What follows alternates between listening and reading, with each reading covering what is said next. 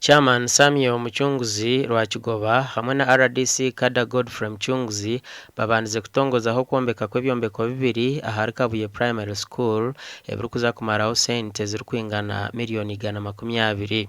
Nibaza kukitaba mutindo kitakuba kiriho na tiles ekizimbe eky'omurembe mwe bari muno.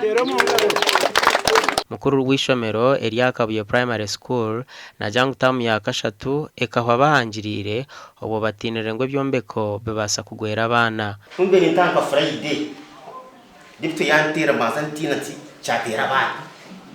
Tuzakwakira ko mazantina abakuki. Nitwe Kabuye rahanga rugireho yatwijuka.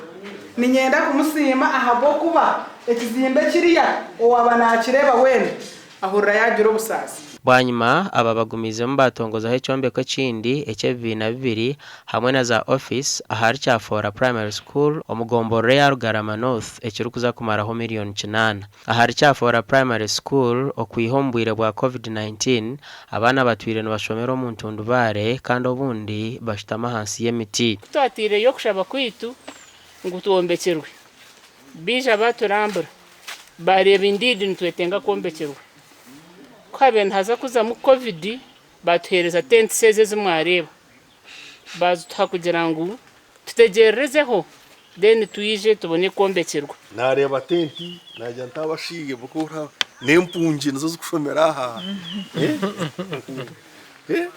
hata najya ntona cyafora nabo bazo mu tenti nabo abana babo bataka kushoma kempungi najya ntaga hekereje kita zikafuye Iryishomero rumazuro bwire ritara kutunga buhwezi w'ebyombeko kurwo mu government ya rwagati noreba abana nubashomera umutenti so ninyenda kusima obuherezo bwabaho.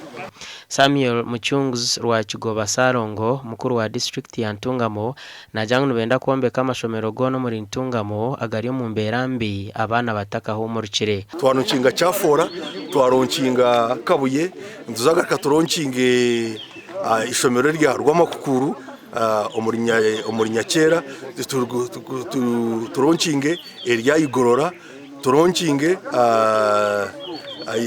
erya igorora then turonkinge ishomero erya Rohama Secondary School ruho 1.9 billion shillings. Ndikiriando hariho inashenyise contractors bashatu ebizimbe bishatu byashyira bakarushenye. Minisitiri wa Presidence yakitana mu mahurire ngo mwena baradisi mwena kumukora ko Kiriandongo ako ngabashenyesa kandi kugaraka kubyombeko mu sente zabo hatari simindi. Amashomero mingi okuchera munonga ga government ombyaro byo mu district ya Ntungamo gakiryo mu mberambi kandi agandi nigetengo kuhunduzibwa gashakwa Elias Rutugusa.